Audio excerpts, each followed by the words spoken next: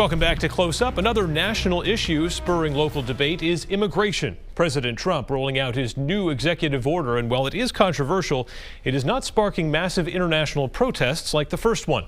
Still, there's lots to debate. Joining us this morning, State Representative Jordan O'Leary, a Republican from Hudson, and also Randall Drew, an immigration attorney based in Bedford. Thanks for joining us today, gentlemen. You're welcome. First question here. This is an interesting thing to me, not being from here, being from the West Coast. I've never been to a state on the East Coast that seems to care so much about an issue when the controversial border, if you will, is so far away. Representative, why does New Hampshire care so much about the immigration issue? It's probably because we're filled with immigrants. Manchester in particular has its heritage in the French Canadian population that came down and helped grow the Amoskeag Mills down all Nashua all the way up to Berlin. You have a quote alien population, a foreign population of people who've made New Hampshire their home. I think that's one of the reasons. Mr. Drew, what is your take on this? Why does New Hampshire burn so passionately for the immigration issue, do you think? So, I have a little different take on that, as you might expect. New Hampshire is about 93% white, non-Hispanic.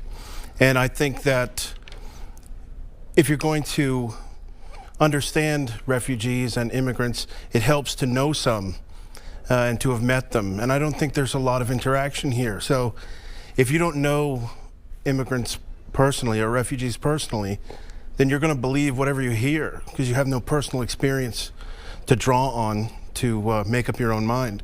I think that's what happens in a lot of cases here. People hear on, not Channel 9 of course, but some alt news type of outlets, they hear a lot of really bad things. And without having their own experience, they believe it.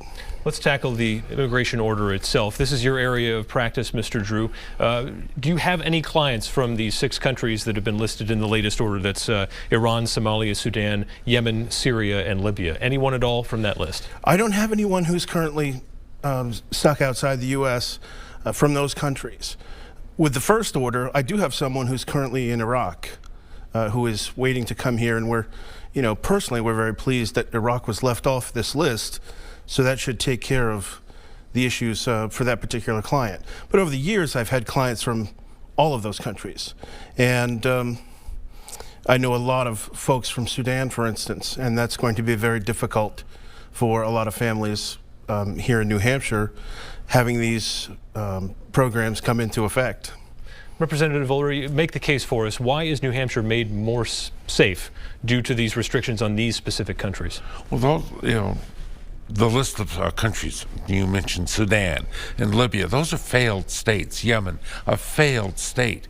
These are states that have already been declared by a sequence of presidential administrations as state sponsors of terrorism, where the vetting process of a person who wishes to come to the United States cannot be done either by the action of the government or by the failure of our own government to find out who that person is and why they want to come here. The strength of the United States is people coming from other places and helping the United States grow and fulfill its promise. The fact that you don't know why a person is coming here, for what reason a person's coming here, what their background is, what they have done or have not done to say that they wish to become an American, says to me that there's questions that need to be answered. And those questions cannot be done currently. This is extreme vetting, essentially. What's your take, Mr. Drew, on these 6 countries? It's more narrowly tailored than the first one. Right. Well, they've accepted Iraq from the list, and Iraq is still going to be subject to what's called additional scrutiny. That's what they put in the order. What that means exactly, hard to say, but the ban doesn't apply to them. If additional scrutiny is what's needed, I don't have a problem with that, but we have a blanket ban on immigration and non-immigrant visits for 90 days to be determined after that by the Secretary of State, Secretary of DHS, and the National Security Advisor filing a report. And essentially, they can keep this ban as long as they want to until they're satisfied.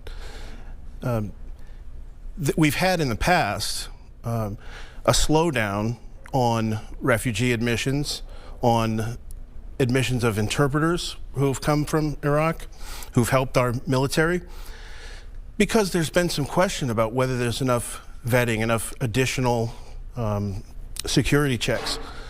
Those were put in place for Iraq, and these countries on the list, these other countries, there's been additional security checks put in place for those as well.